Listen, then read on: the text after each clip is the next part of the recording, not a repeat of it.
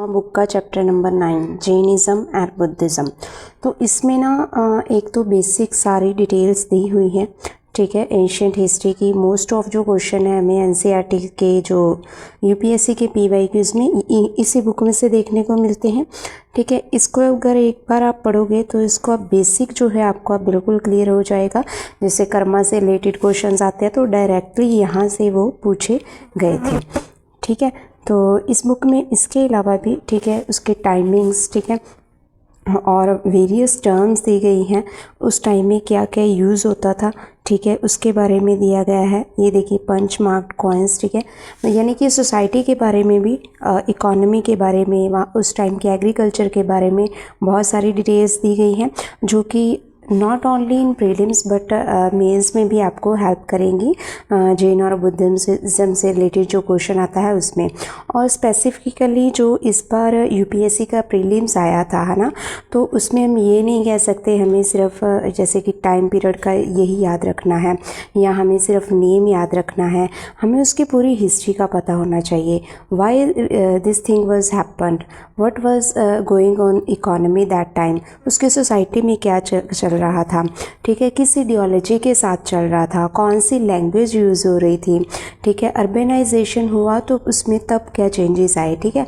तो ये सब हमें पता होना चाहिए, ठीक है। जैसे कि ये देखिए महावीरा और जैनिज़्म, ठीक है, तो इसमें डायरेक्टली यहाँ से वैशाली हो गया। इससे रिलेटेड बहुत बार क्वेश्चन यूपीएससी में देखा गया, प्रीलिम्स में तो डायरेक्टली, ठीक है। और फिर आ गई डॉक्ट्राइन ऑफ जैनिज़्म, तो यहाँ से भी मल्टीपल टाइम्स जो है, क्योंकि हर साल जो जैनिज़्म और बुद्धिज़्म पे यूपीएससी प्रीलिम्स में क्वेश्चन आता ही आता है। तो this book covers a lot of information, ठीक है, बहुत सारी टर्म्स दी गई हैं यहाँ पे, ठीक है, और बहुत सारा जो उस टाइम का जियोग्राफी, इकोनॉमिकल, एग्रीकल्चर से रिलेटेड, ठीक है, बहुत सारी चीज़ें हैं जो कवर की गई हैं, ठीक है। उसके बाद स्प्रेड ऑफ जैनिज़्म कैसे हुआ, तो इस पर क्वेश्चन आ सकता है, ठीक है, उस टाइम कैसे हुआ, उस टाइम में जैसे ये यहाँ पे कर्नाटका का मेंशन किया हुआ है, ठीक है, चंद्रगुप्त मौर्य का मेंशन किया हुआ है, ठीक है, तो इससे रिलेटेड क्वेश्चन आ सकता है। तो इन बिटवीन लाइंस जो कि डेप्थ में स्टडी है वो हमें करनी पड़ेगी आर.एस. शर्मा बुक की, ठीक है। ये देखिए फेमाइन के बारे में हम बहुत बार इग्नोर कर देते हैं, तो यूपीएससी डायरेक्टली यहाँ से स्टेटमेंट बना सकता है। तो मोर ओवर अभी क्या है आपको ये चैप्टर तो चलो आपके पास शायद बुक होगी भी, आपने ये मल्टीपल टाइम्स चैप्टर पढ़े भी होंगे, but the thing is you now you have to change the method of reading this topics, ठीक है। आपको चेंज करना पड़ेगा, आपको भी सारे पर्सपेक्टिव से देखना पड़ेगा। अगर आप ये लाइन पढ़ रहे हो तो why you are reading this line, इससे क्वेश्चन क्या बन सकता है, इसका जैनिज़्म में क्या इफेक्ट रहा, ठीक है। जैसे Jainism spread to Kalinga in Orissa in the 4th century BC, how, ठीक है, किसने स्प्रेड कराया, उसका जब कर्नाटका के साथ हुआ तो तब क्या रिलेशन था। ऐसे ऐसे क्वेश्चंस आपको अभी प्रीलिम्स में देखने को मिल रहे हैं। तो न्यू पैटर्न के साथ आपको जो अपना the way of reading the book आपको वो भी बदलना पड़ेगा। तो कंट्रीब्यूशन क्या रहा जैनिज़्म का, इस पे तो डायरेक्टली क्वेश्चन बन सकता है, एंड मल्टीपल स्टेटमेंट्स, ठीक है। ये जैसे कि वल्लभी है तो इस पे भी क्वेश्चन आ रखा है। प्राकृत लैंग्वेज, ठीक है, इस पे देखिए अभी इस पर आया था पाली लैंग्वेज पे क्वेश्चन, ठीक है। तो जो एंशियंट लैंग्वेज है जैसे कि क्रोष्टी हो गई, प्राकृत हो गई, संस्कृत हो गई, तो हम एक्सपेक्ट कर सकते हैं कि नेक्स्ट टाइम इन पे क्वेश्चन आ सकते हैं, ठीक है। तो इनसे रिलेटेड आपको सारा कुछ कवर करना पड़ेगा, ठीक है जी। अब ये देखिए गौतम बुद्धा एंड बुद्धिज़्म के बारे में, उनका कपिलवस्तु, उनकी जो बिल्कुल हिस्ट्री थी वो दी हुई है।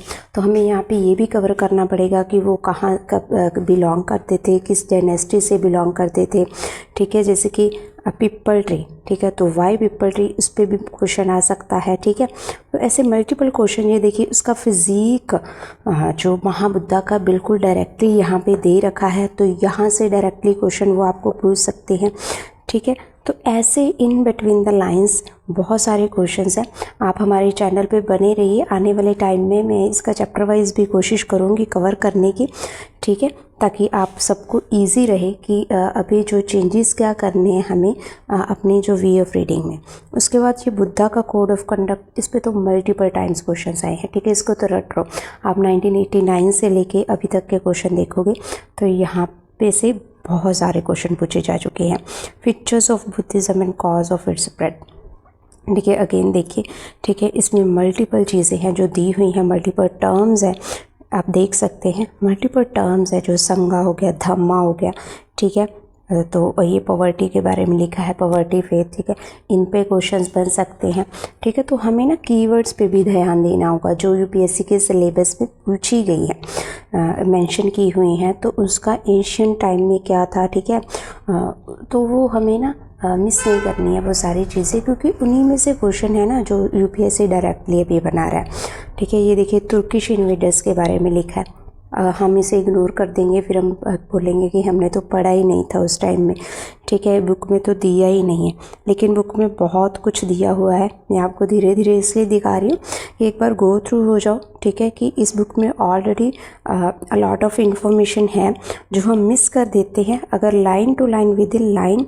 ये देखिए निर्वाणा सिस्टम के बारे में लिखा हुआ है, ठीक है। उसके बाद ये अब देखिए इसमें कितनी सारी टर्म्स दी हुई हैं, तो this become very important from the exam point of view, ठीक है। तो आई होप कि अभी आप line to line in chapters को कवर ज़रूर करेंगे। अगर कवर कर रहे हो तो वेल एंड गुड, अगर नहीं तो आप हमारे चैनल पे रेगुलर बने रहिए। आने वाले टाइम में मैं कोशिश करूँगी कि line to line with PDF of this book हम इन चैप्टर्स को कवर करेंगे। Thank you so much.